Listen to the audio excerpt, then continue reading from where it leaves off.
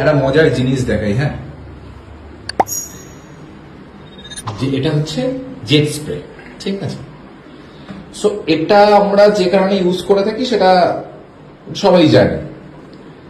তো আমার বক্তব্য হচ্ছে এটা একটা মিনিমাম স্পিড থাকা দরকার, যেটা একটা জিনিসটা যে যে যে কাজের জন্য সেই কাজটা যাতে হয়ে যায়। বাট এটা কি,